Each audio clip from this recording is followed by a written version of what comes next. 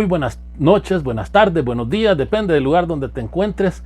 Bienvenido a tu canal, La Espiritualidad de la Iglesia. No olvides apretar la campanita, suscribirte al canal y apretar la campanita para que seamos cada día más los que recibamos esta enseñanza de bendición para todos nosotros. Hemos estado estudiando el misterio de la iniquidad, porque hemos dicho en las clases anteriores que tenemos que tener conciencia de lo que es bueno y lo que es malo para poder crecer espiritualmente, porque si no tenemos una conciencia sana, sino que tenemos una conciencia distorsionada que no sabe distinguir entre el bien y el mal, difícilmente vamos a poder seguir los pasos de nuestro Señor Jesucristo. Ya estudiamos la clase del pecado, hemos visto la carne, hemos visto el mundo. Ahora vamos a estudiar el agente que empuja al hombre a todos esos, digámosles, tentaciones para que el hombre se aparte de Dios. Vamos a hablar del demonio. Antes de comenzar, debemos distinguir tres dimensiones de la realidad. La dimensión o ámbito natural es la realidad donde existe todo el género humano, el mundo, la creación de Dios, todo lo que somos capaces de percibir con nuestros sentidos. Eso es el ámbito natural, es lo que, para decirlo un poco de manera redundante, lo que naturalmente nosotros percibimos, en donde nos movemos. Pero también hay otra dimensión o ámbito que no lo conocemos por nuestro sentido y que no podemos llegar a él, y solo hemos podido conocer de él gracias a que ha sido revelado por Dios, y es el ámbito preternatural, que comprende la realidad donde existen los ángeles y los demonios. Y es que si vamos a estudiar a los demonios o al demonio, tenemos primero que entender que el demonio es un ángel caído, es una criatura igual que los ángeles, una criatura angélica, por lo tanto es un ser espiritual creado por Dios, y que nosotros conocemos esas realidades porque Dios nos lo ha revelado. Y hay un tercer ámbito o dimensión de la realidad, que es el ámbito sobrenatural. Es la realidad donde existe Dios uno y trino, Padre, Hijo y Espíritu Santo.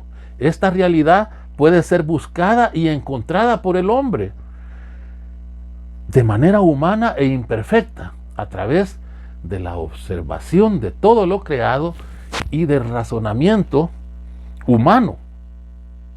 Pero lo podemos conocer, como dije hace un momento, de manera imperfecta, a través de la razón.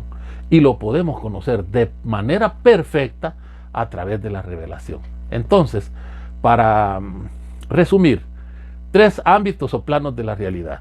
El ámbito natural, que es todo el mundo y el universo y todo lo que vemos, los animales, las plantas, las cosas, ¿verdad?, que nos rodean. El ámbito preternatural son seres espirituales que no vemos, pero que actúan y afectan nuestro accionar también y nuestra acción, que son los ángeles y los demonios. Y la dimensión sobrenatural, que es donde está Dios uno y trino, y que Él a través del bautismo nos permite participar a nosotros de la vida sobrenatural con Él. Comencemos entonces a desarrollar este estudio sobre el demonio. Empecemos primero viendo las palabras o las formas en que se le conoce. Etimológicamente, al demonio se le conoce como diablo, que quiere decir, o que viene del diabolos, que quiere decir el destructor, el engañador. Se le conoce también como demonio, que viene de daimon, que quiere decir espíritu maligno. Se le conoce como Satanás, que viene de la palabra satán, y que quiere decir acusador, adversario. Se le conoce también como Belzebub, que viene de Baal Zebub, que quiere decir señor del estiércol o señor de las moscas. Se le conoce también como Belial, que tiene una etimología dudosa, pero que quiere decir maligno, dañino.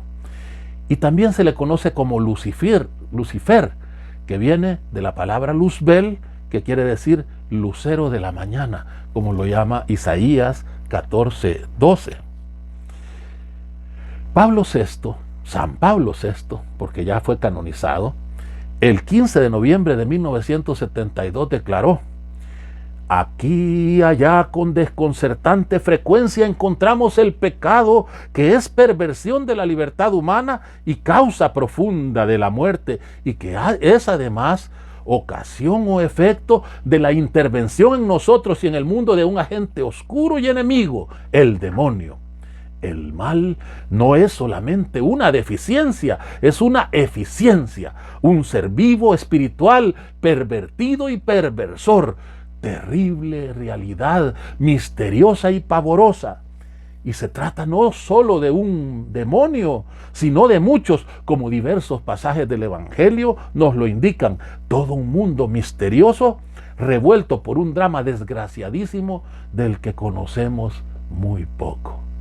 Mira lo que dice Pablo VI. A mí me llama mucho la atención esta parte. Dice: el mal no es un defecto, no es una deficiencia.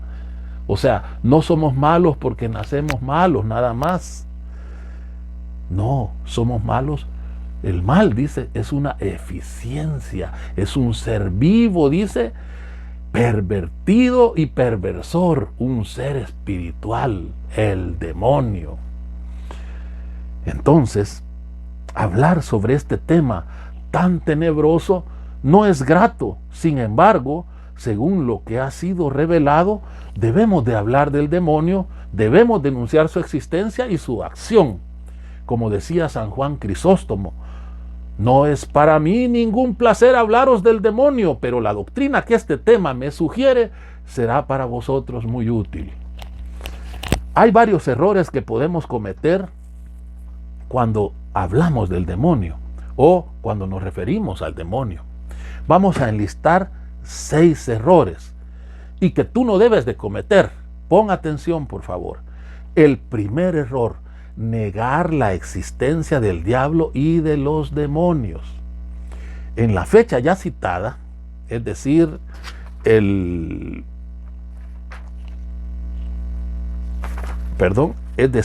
15 de noviembre de 1972, Pablo VI también dijo: se sale de la enseñanza bíblica y eclesiástica quien se niega a reconocer la existencia del demonio o bien la explica como una pseudo realidad.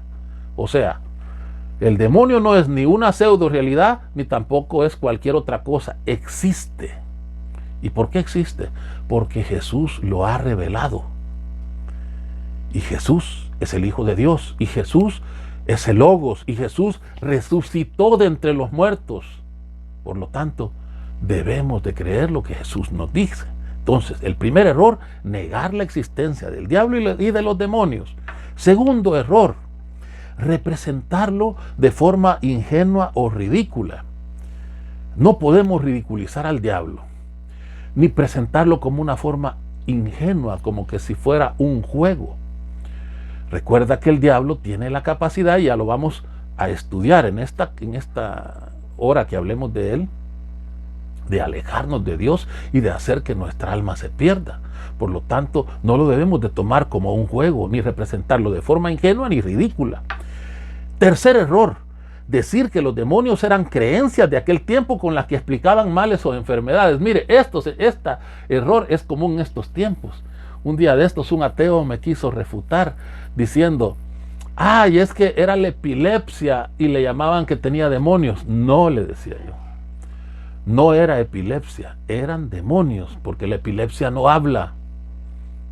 Y los demonios hablaban, según lo que los discípulos recogieron de los pasajes donde Jesús liberaba a endemoniados. El cuarto error es: optemos por no creer en su existencia dadas sus consecuencias. El creer en el diablo produce consecuencias de satanismo, de posesiones, de brujerías, de sacrilegios y de prácticas mágicas. Entonces, mejor hagámonos los del ojo pacho y no creamos en eso. Cuidado. El mayor triunfo, decía un santo, San Juan de la Cruz, que ha tenido el diablo es haber convencido al mundo de que él no existe. porque de esa manera puede libremente afectarnos. Y si tú te fijas en aquellas sociedades donde no lo conocen, es donde terminan siendo dominadas por el diablo. No es casualidad que los aztecas adoraran una serpiente y le ofrecieran la vida de niños, hombres y mujeres, en sus sacrificios. Y no es casualidad que con la aparición de la Virgen de Guadalupe fuera sustituido el monte donde se adoraba a ese Dios para erigir ahí la Basílica de Guadalupe. Y el sexto error, el quinto error ahora, perdón, todavía me faltaba el quinto, antes de llegar al sexto, es no hablar de él, porque crea dificultades innecesarias a la fe. Es más cómodo para un predicador, para un creyente, en este siglo XXI, ¿verdad? En el año 2022, pasar desapercibido ese tema y no tocarlo para que no lo tilden a uno de anticientífico o de que estamos usando prácticas entre comillas del pasado, creencias que ya no deberían de estar ni siquiera en el tintero. Con mucha tristeza he oído hablar a disque católicos decir que hablar del demonio era de otros siglos. No, el demonio sigue estando vigente y aunque crea ciertas dificultades, humanamente hablando, nosotros tenemos que hablar de él. Y el sexto y último error es darle demasiada importancia o menospreciar su poder. Los dos extremos.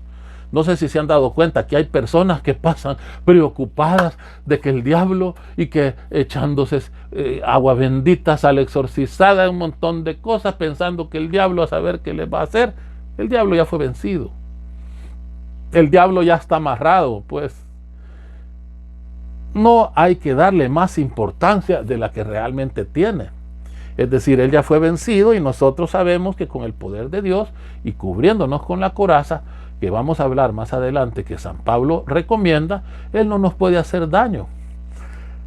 Entonces es un error vivir angustiado, obsesionado con el diablo. Pero también el otro extremo, menospreciar su poder. He conocido muchas personas que han querido menospreciar el poder del diablo y el diablo los ha zarandeado como trigo y los ha dejado tirados, revolcados. Entonces, recapitulando, 6 errores: negar la existencia del diablo y los demonios, representarlo de forma ingenua o ridícula, decir que los demonios eran creencias de aquel tiempo con las que explicaban males o enfermedades, optar por no creer en su existencia dadas sus consecuencias, no hablar de él porque crea dificultades innecesarias para la fe y darle demasiada importancia o menospreciar su poder. Bueno, veamos un poquito, hablemos del origen del mal. Dios todo lo creó bien. Creó a los ángeles, seres espirituales, y como los amaba, quiso hacerlos criaturas e hijos adoptivos. Y les infundió a todos ellos la gracia desde el momento mismo de su existencia. Al igual que creó a los ángeles como seres espirituales y que los amaba, los quiso hacer también hijos adoptivos. Y entonces infundió sobre ellos la gracia. Con la gracia santificante, los ángeles podían conseguir su último fin, la visión de Dios.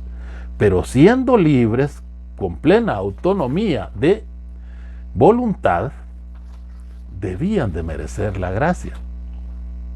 La elevación a la gloria debía de ser algo ganado como resultado de una elección personal de adherirse voluntariamente al sumo bien en amor y gratitud. Los ángeles tenían que superar una prueba y como tal existía un riesgo. Superada la prueba, tendrían la dicha de ver a Dios cara a cara y no en la oscuridad de la fe. Había entre los ángeles un ser más eminente en resplandor, inteligencia y poder. Su nombre era Luzbel.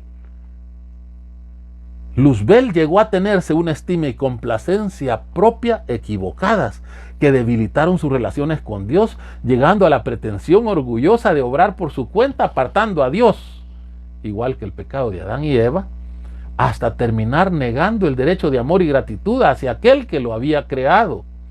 En las Sagradas Escrituras podemos leer: ¿cómo has caído de los cielos, lucero, hijo de la aurora? Has sido abatido a la tierra, dominador de naciones.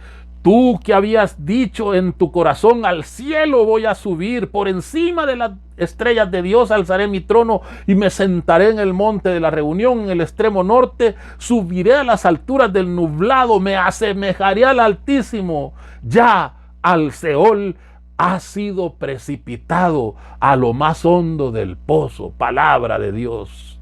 Isaías 14, del 12 al 15. Al serle revelada la encarnación del Verbo, se negó a servir a Dios hecho hombre y envidió la unión hipostática del hombre con el Verbo. Un relámpago extraordinario y siniestro debió recorrer todo el cosmos cuando Luzbel pronunció en su corazón aquellas fatídicas palabras: non serviam, no serviré. Trató de que con él se rebelaran los demás ángeles y muchos se rebelaron. Y dice la palabra de Dios: entonces se entabló una batalla en el cielo. Miguel y sus ángeles combatieron con el dragón. También el dragón y sus ángeles combatieron, pero no prevalecieron. Y no hubo ya en el cielo lugar para ellos. Y fue arrojado el gran dragón, la serpiente antigua, el llamado diablo y Satanás, el seductor del mundo entero, fue arrojado a la tierra y sus ángeles fueron arrojados con él. Oí entonces una fuerte voz que decía en el cielo: ahora ya ha llegado la salvación, el poder y el reinado de nuestro Dios y la potestad de su Cristo, porque ha sido arrojado el acusador de nuestros hermanos, el que los acusaba día y noche delante de nuestro Dios. Ellos lo vencieron gracias a la sangre del Cordero y a la palabra del testimonio que dieron, porque despreciaron su vida ante la muerte. Por eso, regocijaos cielos y los que en ellos habitáis. Pero ay de la tierra y el mar, porque el diablo ha bajado donde vosotros con gran furor, sabiendo que le queda poco tiempo. Palabra de Dios. Apocalipsis 12, 7, 12. Es importante detenerse en el versículo 12, que nos advierte a los habitantes de la tierra y el mar: ay de la tierra y el mar, porque el diablo ha bajado donde vosotros con gran furor, sabiendo que le queda poco tiempo. De la misma manera que a los ángeles, Dios quiso hacer a los hombres también hijos suyos, elevarlos de criaturas a hijos suyos. Génesis 1, del 26 al 27. Igualmente nos infundió la gracia santificante para que por decisión libre optáramos por buscar la visión de Dios. Pero para poder ver la gloria de Dios debíamos también merecerla, y Dios puso una prueba a nuestros primeros padres. Desde entonces, Dios permite que el hombre sea tentado por el diablo para darle al hombre la oportunidad de merecer la corona de gloria. Me voy a detener aquí un momento. En filosofía se estudia el problema del mal como una objeción atea, que dicen: ¿y si Dios es bueno, por qué permite el mal? Y nos sacan hasta las objeciones de Epicúreo, ¿verdad? El problema del mal según Epicúreo. Esto es más largo, no me voy a detener mucho en eso, pero fíjate bien, Dios permite que el hombre sea tentado para darle al hombre la oportunidad de merecer la corona de gloria. Dios tiene buenas razones para permitir el mal. Lo vamos a ir desarrollando poco a poco a lo largo de esta charla. Pero alguien me va a preguntar, o ya me han hecho esta pregunta, o no sé si tú también te la has hecho: y si Dios nos perdona a nosotros, los hombres, cuando nos hemos equivocado, ¿por qué no perdona al diablo y a los ángeles caídos? Bueno, la respuesta es esta: los ángeles son criaturas mucho más perfectas que los hombres, son seres mucho más inteligentes. Cuando un hombre toma una decisión debido a nuestras naturales limitaciones, no tomamos en cuenta todas las consecuencias y podemos llegar a arrepentirnos de nuestras decisiones. Los ángeles, en cambio, son seres espirituales, son seres más perfectos y pueden conocer todas las consecuencias de sus decisiones antes de tomarlas. Y cuando las toman, ya han considerado todas las consecuencias de sus decisiones. Por eso, sus decisiones son irrevocables. Pon atención a esta palabra en el versículo 12 del capítulo 12 de Apocalipsis. El diablo ha bajado donde vosotros con gran furor, sabiendo que le queda poco tiempo. Es decir, él sabe que le queda poco tiempo, pero no se arrepiente. Por consiguiente, no es por causa de un defecto en la misericordia divina por el cual Dios no perdona a los ángeles caídos, sino por el carácter irrevocable de la decisión de los ángeles de no servir al Verbo encarnado. Recuerda esas palabras fatídicas: non serviam, no serviré. Bueno, regresemos al problema del mal. Y si Dios es bueno, ¿por qué creó el mal? Bueno, para responder a estas preguntas debemos primero definir qué es el mal. El mal es la privación o la ausencia del bien, de una perfección de vida. El mal existe debido a las limitaciones inherentes en las criaturas. Dios no creó el mal. Dios todo lo creó bueno, todo lo hizo bien, pero en un acto libre de su voluntad, las criaturas imperfectas, perfecto, solo es Dios, pueden hacerse malas.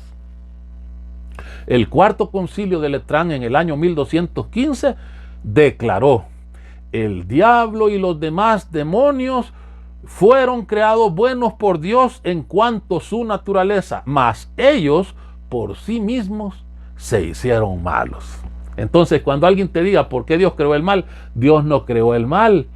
Dios todo lo hizo bien. Ahora, quizás la pregunta correcta es la que ahora vamos a hacernos: ¿por qué Dios permite el mal? ¿Ah? Como les dije antes, Dios tiene buenas razones para permitir el mal en el mundo. San Agustín lo dijo de una manera muy bonita. Dijo San Agustín: Dios no hubiera permitido la existencia del mal si no fuera tan sabio, tan bueno y tan poderoso que pudiera sacar bienes aún de los mismos males. Mira, no pudiéramos conocer del heroísmo si no existiera el mal. No pudiéramos saber de la magnanimidad, de la caridad. No pudiéramos saber de la fuerza del amor.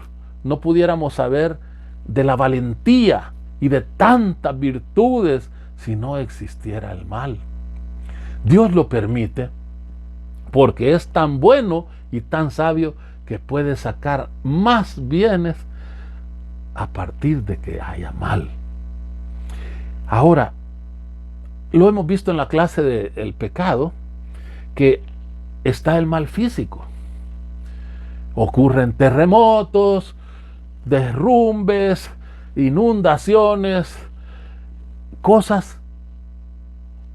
Pero esas pueden ser cosas, según la filosofía, que Dios no las provoca, sino que los demonios, el diablo, con todo su poder, pueden provocarlas. Pero nada de eso, ni la muerte, dice San Pablo en la carta a los Romanos, podrá separarnos del amor de Dios mostrado en Cristo Jesús nuestro Señor.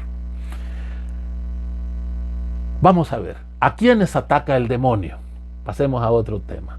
¿A quiénes ataca el demonio? El demonio ataca a las personas espirituales. Ah, tú creías que decías a los que andan más lejos de Dios. No. A los que son carnales les basta con el mundo y la carne para perderlos. El diablo se ocupa más directamente de las personas espirituales, las que ya superaron la concupiscencia de la carne y ya tienen los ojos abiertos para no dejarse engañar por todas las voces que en el mundo lo tratan de confundir y distorsionar en su conciencia. Esos hombres, como al diablo no le basta con la carne y el mundo, tiene que intervenir.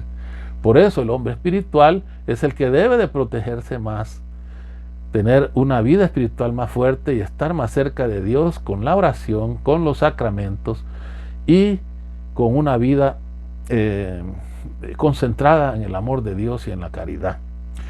San Antonio decía: los demonios, cuando ven que los cristianos se esfuerzan y progresan, enseguida los atacan y los tientan, poniéndoles obstáculos en el camino, y estos obstáculos generalmente comienzan por los malos pensamientos. Santa Teresa decía que el demonio la tentaba a que dejase piadosamente tanta oración por humildad. Imagínate qué engaño. Oraba mucho Santa Teresa de Jesús. Eran tiempos de la Contrarreforma. Y Santa Teresa de Jesús fue una de esas santas místicas, ¿no? Y mira la idea que le daba el diablo, que debería de ser más humilde y no orar tanto. ¿Ah? ¿Por cuántos lados el diablo nos puede meter ideas que no son? Bueno, el diablo nos puede atacar de tres maneras: a través de la tentación, a través de la obsesión o asedio y a través de la posesión. Vamos a ver, grábatelo. Tres formas que el diablo tiene de atacar al hombre: tentación, obsesión o asedio y posesión. Estudiemos primero la tentación. La tentación es la manera usual y ordinaria en que el diablo nos ataca. El demonio para tentar tiene muchas armas. Se puede decir que en él confluye lo mejor y lo peor. Vamos a hacerte una pregunta. ¿Cuál es la criatura que tiene la mejor naturaleza creada? Piensa. No es la Virgen María. La mejor naturaleza creada es Luzbel, pero a la vez es la peor voluntad libre. La Virgen María era la más llena y plena de gracia. La criatura más agradable a los ojos de Dios es la Virgen María, pero la mejor naturaleza creada es el diablo. Pero en él confluye también la peor voluntad libre. O sea, el diablo, si es la mejor naturaleza, puede y sabe hacer cosas mucho más grandes que las que podemos hacer los seres humanos. Vamos a ver cuál es el saber del demonio, qué es lo que sabe el demonio. Fíjate bien, el demonio conoce perfectamente todas las cosas materiales y sensibles y todas las leyes que las rigen. El demonio no tiene necesidad de deducir una verdad de otra fuerza de razonamientos, así como nosotros. Posee la facultad de entender de un solo golpe toda la verdad de las cosas. Por eso puede predecir hechos futuros, porque sabe sus causas y los efectos de los fenómenos físicos y naturales. Imagínate todo lo que sabe el diablo. O sea, lo pones a jugar al diablo con la mejor máquina de ajedrez inventada por el hombre y el diablo gana. Así, para decirte un ejemplo, pues. Pero hay algo que el diablo no sabe. No puede predecir los sucesos futuros que dependen exclusivamente de la voluntad humana. Porque el conocimiento de los secretos íntimos del corazón del hombre está reservado solo a Dios. O sea, el diablo no puede predecir lo que tú vas a decidir. Entonces él solo anda buscando tentarte para empujarte a decidir contra Dios. Pero no puede saber qué es lo que tú vas a decidir. Entonces sabe mucho, pero hay algo donde él no sabe. Entonces, si tu corazón está amarrado con el corazón de Cristo y el corazón de Dios, difícilmente, como dijimos al principio, el diablo podrá afectarte. Entonces por ahí va el secreto, ya vamos entendiendo. En la medida que tú te llenes de Dios, te vacías de las cosas del mundo, de las cosas de la carne, y no permites la entrada del demonio a tu vida. Estudiemos ahora el poder del demonio. Mira, puede muchas cosas, te sorprenderás. Puede mover los cuerpos de un lugar a otro.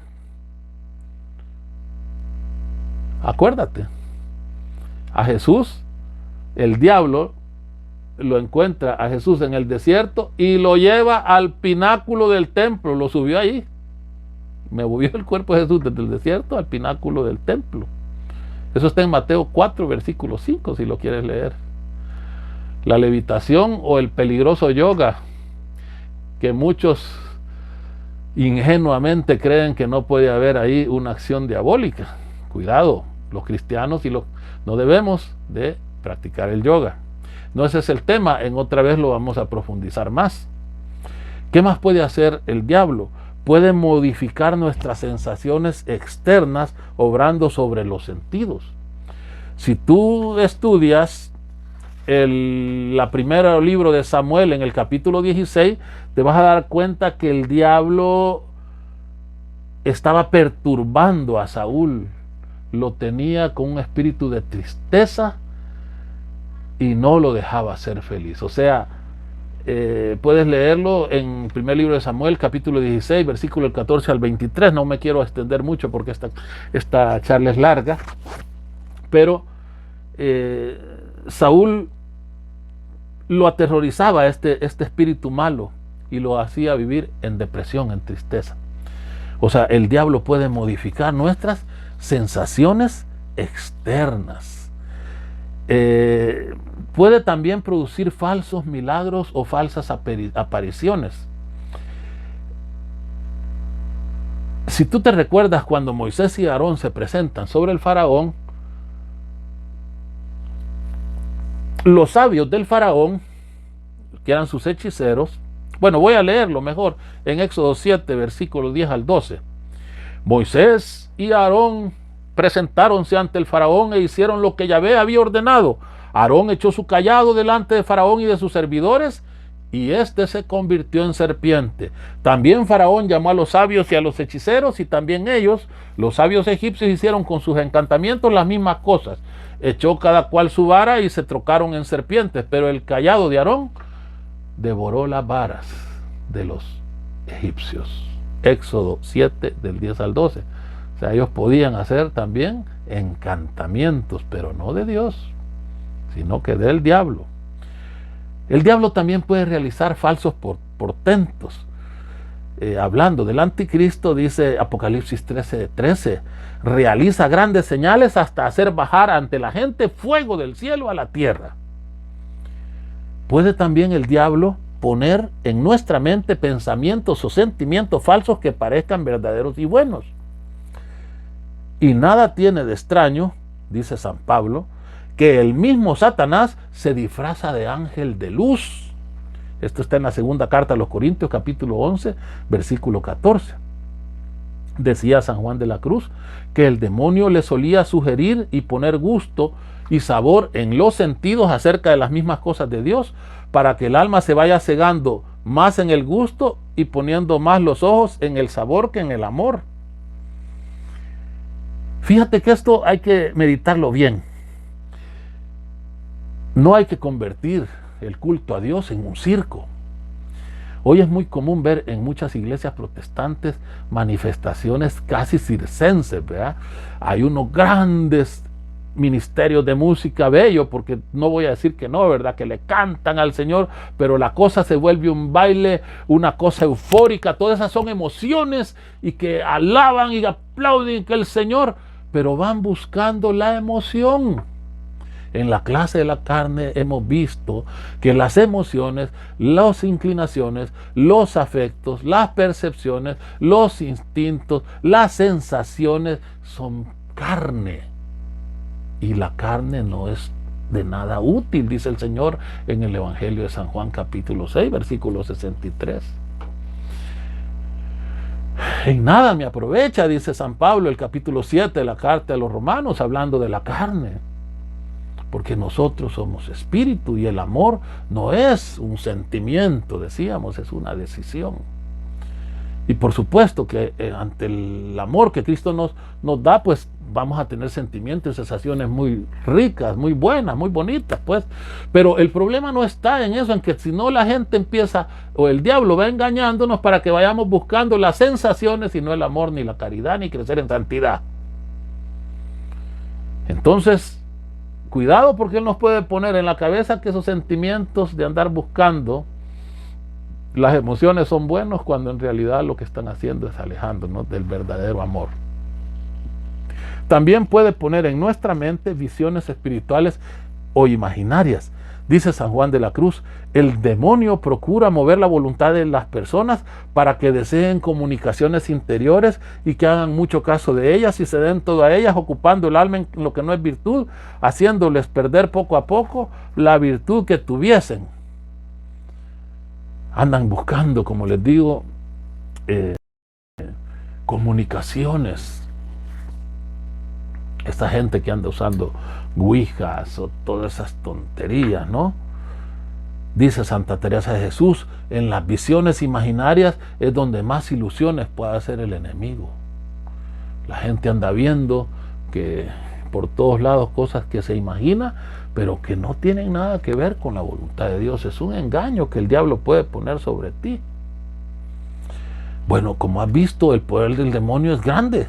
Y el saber también sabe todo prácticamente, excepto lo que está en nuestro corazón.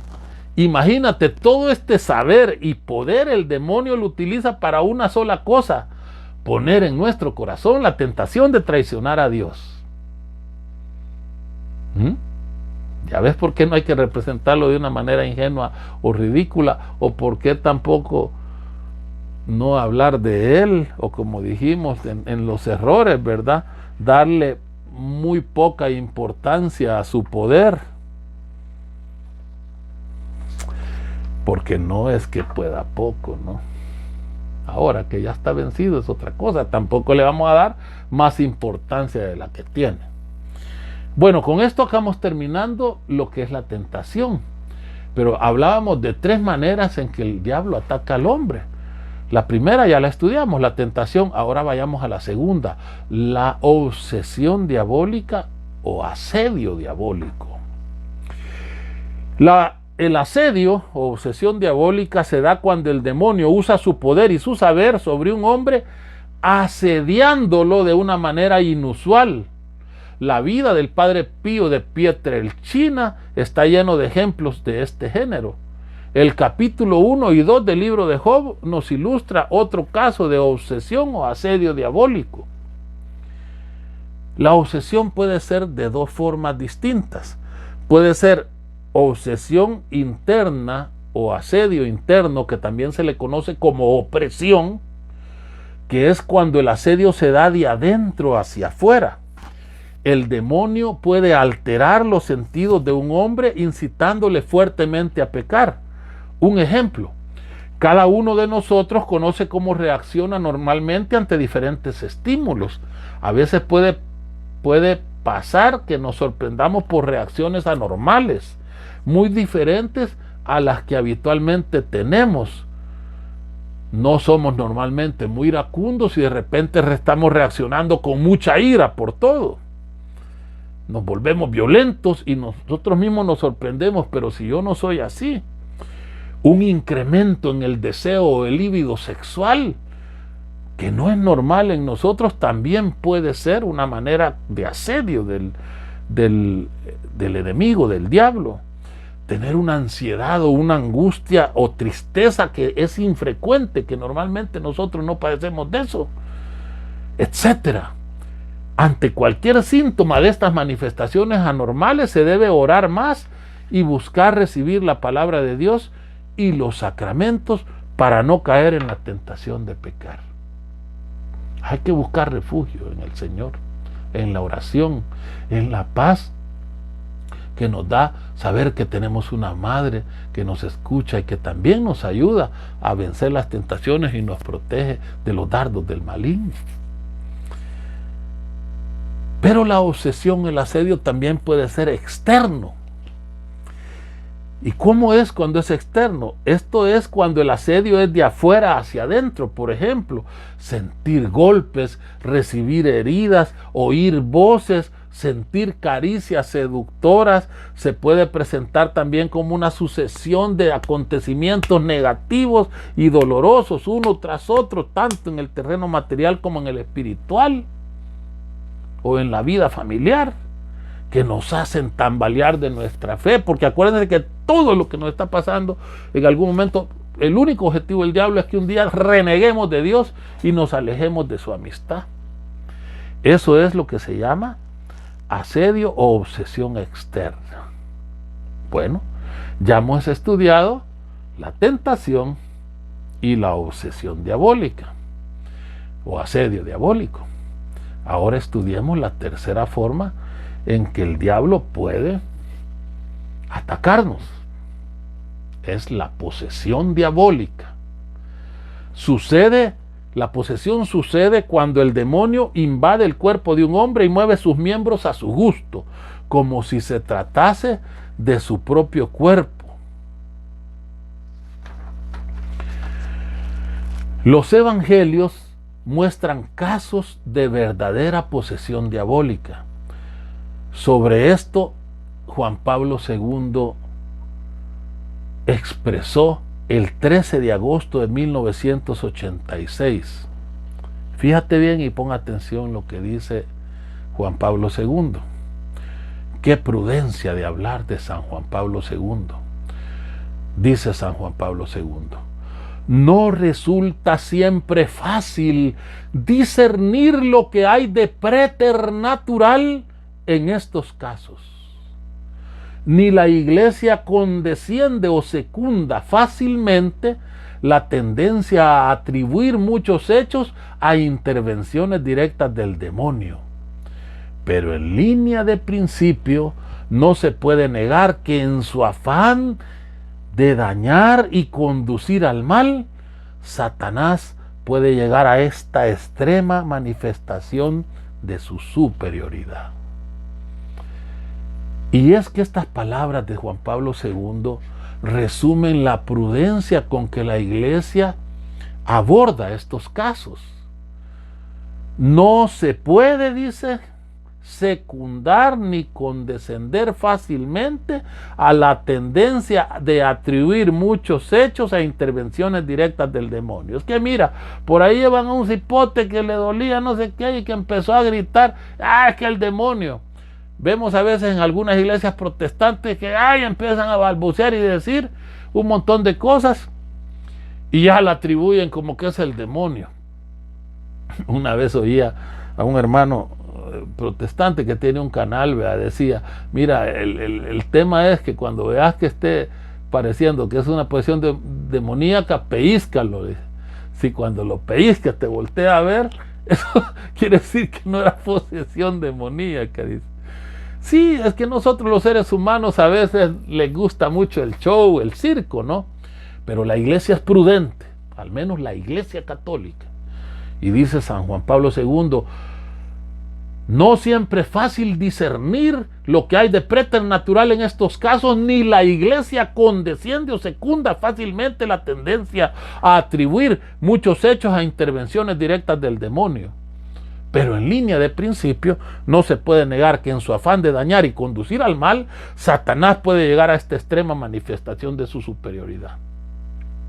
El padre Amor tiene libros donde él habla, que fue el exorcista, ya murió pues el exorcista del Vaticano durante muchos años, habla de muchas posesiones demoníacas que a él le tocó trabajar con ellas.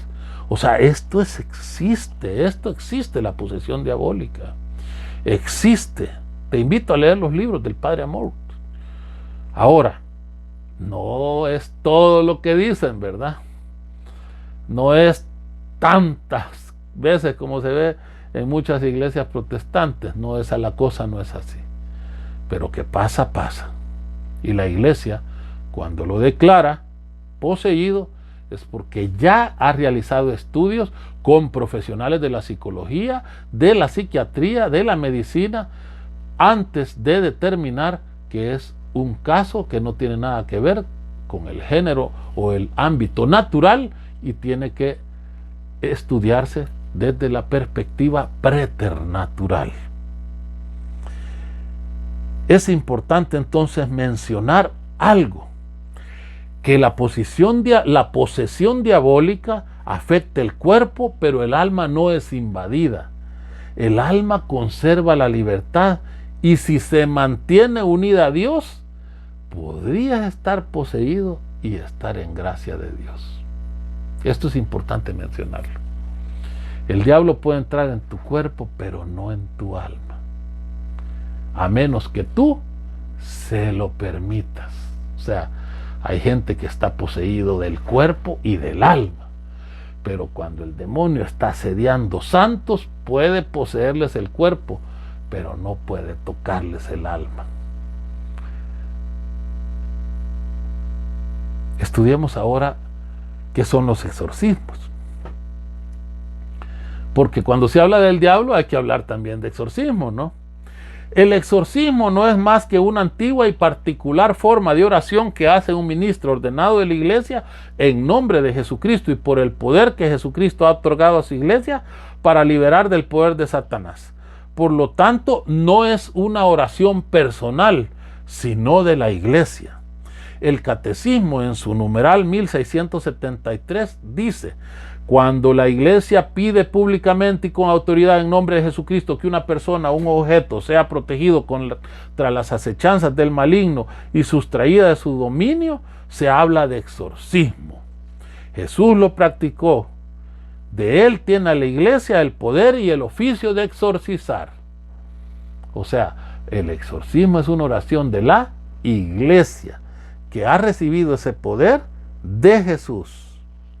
O sea, el poder no viene de que tú te vayas a poner a orar. No, no, no. Cuidado, cuidado. Hay ejemplos bíblicos que termina peor el que quiso sacar demonios, ¿verdad? Porque no es una oración que debas de recibir o debas de hacer, perdón, si no eres autorizado por la iglesia. Los exorcismos pueden ser simples o solemnes. El exorcismo simple es el que se reza en el rito del bautismo. Y el exorcismo solemne es un sacramental que solo puede ser válidamente celebrado por un sacerdote con el permiso del obispo del lugar. El obispo da permiso al sacerdote para cada caso o puede, con el permiso de la Santa Sede, formalmente otorgar a un sacerdote el oficio de exorcista. En ese caso, el sacerdote está facultado para exorcizar y no necesita un permiso particular para cada caso. Solo el exorcista, con la debida licencia, puede verificar verdadera posesión diabólica. Es un proceso difícil en que se deben de descartar causas naturales. Lo que te digo, la iglesia es seria y prudente.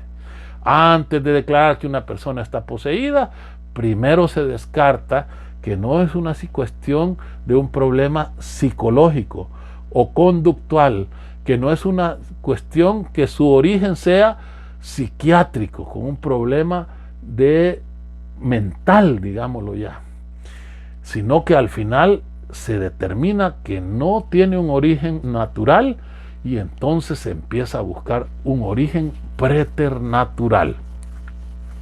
Según el actual exorcista de Roma, el poder de expulsar demonios que Jesús confirió a todos los creyentes conserva toda validez. Es un poder general basado en la fe y en la oración y puede ser ejercido por individuos o comunidades sin ninguna autorización. Sin embargo, en este caso se trata de plegarias de liberación y no se deben llamar exorcismos. Solo al sacerdote autorizado, además de al obispo exorcizante, corresponde el nombre de exorcista. Lo voy a explicar más despacio. En algunas diócesis hay laicos que han sido preparados para ejercer el ministerio de la liberación. En algunos lugares le dicen sanación o liberación. Pero la oración de liberación no es un exorcismo. La liberación es una oración para liberar del asedio o opresión diabólica, que es diferente, como lo vimos anteriormente, a la posesión del demonio, ¿verdad? O sea, cuando se habla de oración de liberación, que algunos ministerios de laicos, especialmente en la Renovación Carismática Católica, se están dando estos casos, se refiere a oraciones de liberación de asedio demoníaco, de opresión diabólica, no liberación de posesiones, porque la posesión solo puede ser por decirlo así, resuelta a través de un exorcista, que es un sacerdote autorizado por el obispo o un obispo que tenga la facultad o el deseo de exorcizar. Nadie debe ejercer el ministerio de exorcizar sin autorización de la iglesia.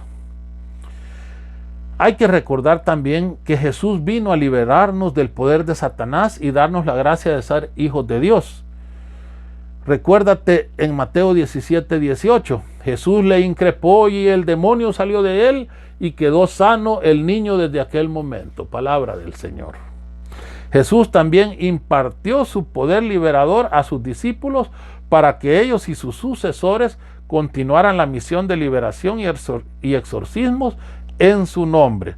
Por lo tanto, el protagonista en el exorcismo es Dios a través de su ministro y no el demonio.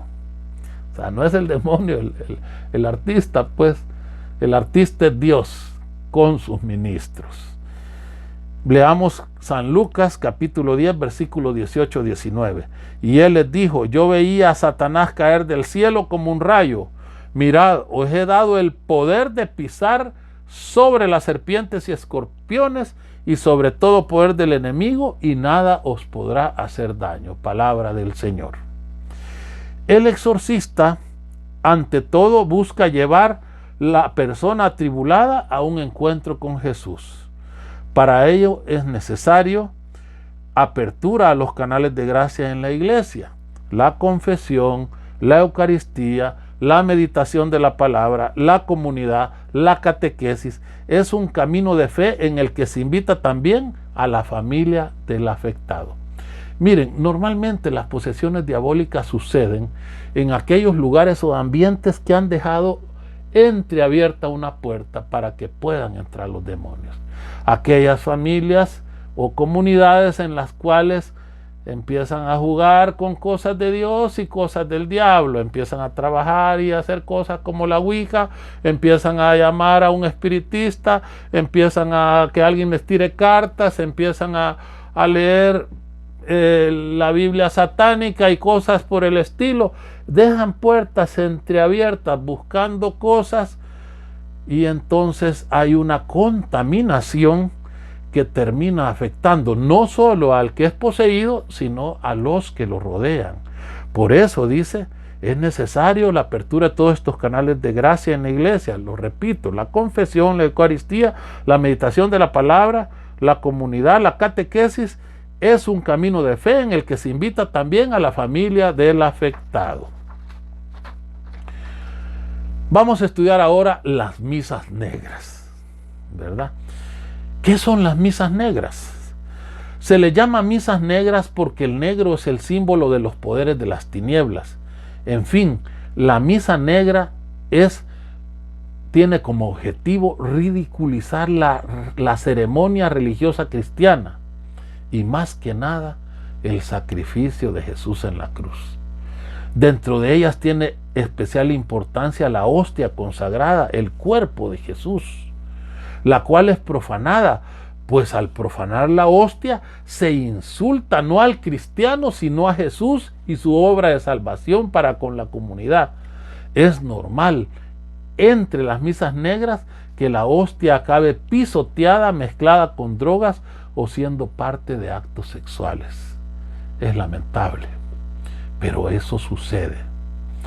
Y sobre todo el Jueves Santo y el día de Halloween, para los que ven que ese día es como juegos nada más de niños, ¿verdad?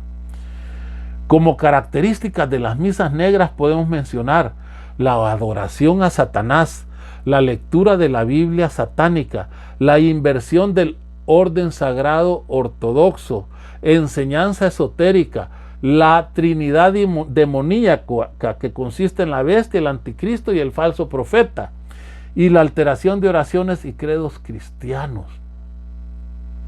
Hace poco oía, lo mencioné en la clase anterior, en la charla anterior, oía a unos ateos rezar el Padre Nuestro, pero diciendo: cerebro nuestro que estás en nuestra cabeza.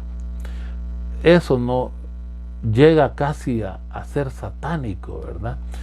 Porque es una profanación de una oración que enseñó Jesús. Y como les dije antes, si bien en algunos grupos las ceremonias son netamente simbólicas, en otros que se han hecho con el tiempo más numeroso, existen ritos violentos en los que se producen incluso violaciones de mujeres o hasta homicidios. Bueno, en los que menos hacen sacrificio de animales, todo como adoración a Satanás. Y como les dije antes, las fechas más frecuentes para la celebración de las misas negras son el Jueves Santo, que fue el día que se instituyó la Eucaristía, y el día de Halloween. En resumen, las misas negras son realizadas con el objetivo de ridiculizar el bien y ensalzar el mal. Sin embargo, a pesar de todas estas ofensas a la fe, nunca debemos de olvidar que la Eucaristía es el centro de la fe católica. En ella se actualiza el único sacrificio de Cristo suficiente para salvarnos y se conmemora el triunfo del bien sobre el mal, el triunfo del amor de Dios.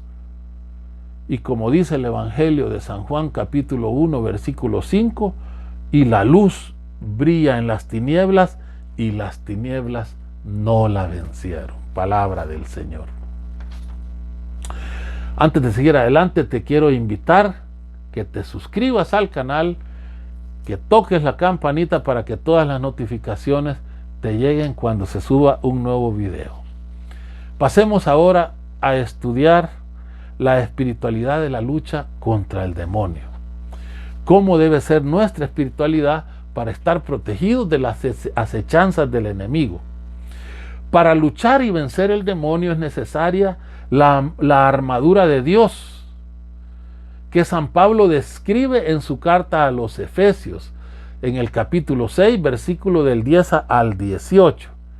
Vamos a leerlo porque es una palabra de Dios lindísima y muy importante y que debemos de tener grabada. Efesios capítulo 6, versículo del 10 al 18. Por lo demás, fortaleceos en el Señor y en la fuerza de su poder. Revestíos de las armas de Dios para poder resistir a las acechanzas del diablo, porque nuestra lucha no es contra la carne y la sangre, sino contra los principados, contra las potestades, contra los dominadores de este mundo tenebroso, contra los espíritus del mal que están en las alturas. Por eso, tomad las armas de Dios para que podáis resistir en el día malo y después de haber vencido todo, mantenernos firmes. En pie, pues, ceñid vuestra cintura con la verdad y revestíos de la justicia como coraza. Calzaos los pies con el celo por el evangelio de la paz, embrazando siempre el escudo de la fe para que podáis apagar con él todos los encendidos dardos del maligno. Tomad también el casco de la salvación y la espada del Espíritu, que es la palabra de Dios, siempre en oración y súplica, orando en toda ocasión en el Espíritu, velando juntos con la perseverancia e intercediendo por todos los santos. Palabra de Dios. Vamos a resumirlo. Dice San Pablo, la verdad como cinturón, la justicia como coraza, el evangelio de la paz como calzado, la fe como escudo, la salvación como casco y la palabra de Dios como espada. Todo esto, más la oración, más la perseverancia y la fuerza del Señor, igual victoria. No debes olvidar tú también, al igual que San Pablo, podemos llegar a decir, todo lo puedo en aquel que me fortalece. Filipenses 4:13 para el que lo quiera leer. Claro, me dirás, no es fácil. Algunas veces sentimos que flaqueamos porque el enemigo es astuto y poderoso. Es cierto. Es cierto, no es fácil. Sin embargo, Debemos luchar con confianza en Cristo Jesús, recordando en los momentos de la prueba aquella linda promesa que escribió el apóstol Santiago y que nos debe llenar de esperanza. Bienaventurado el varón que pudo pecar y no lo hizo, porque superada la prueba recibirá la corona de vida que ha prometido el Señor a los que le aman. Palabra de Dios. Santiago 1:12. Mira qué lindo, hermano. Bienaventurado el varón que pudo pecar y no lo hizo, porque superada la prueba recibirá la corona de vida que ha prometido el Señor a los que le aman. Santiago 1:12. Levantemos los ojos, hermanos, y miremos allá en las alturas al príncipe de los soberbios tratando de escalar el trono de Dios, y oigámosles clamar: non serviam, no serviré.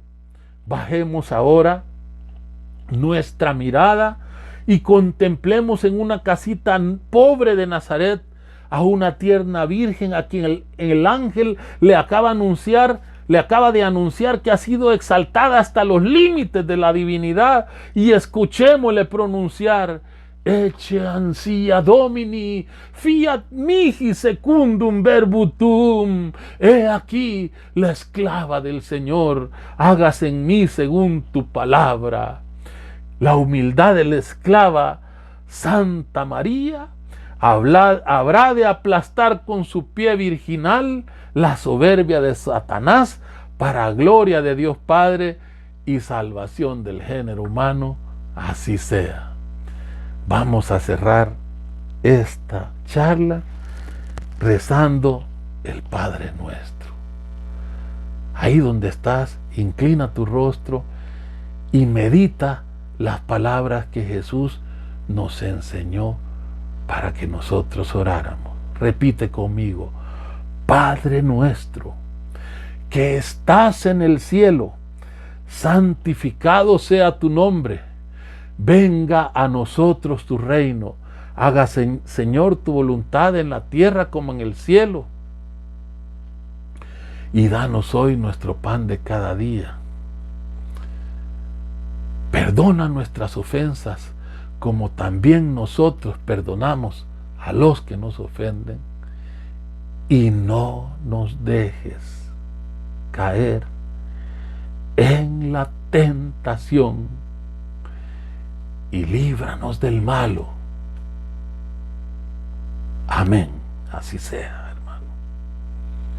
Hermano, si esta charla ha sido de bendición para ti, suscríbete al canal, toca la campanita y difunde este mensaje con tus amigos y familiares. Y aquí te esperamos para nuevas enseñanzas en tu canal, La Espiritualidad de la Iglesia. Dios te bendiga, hermanos.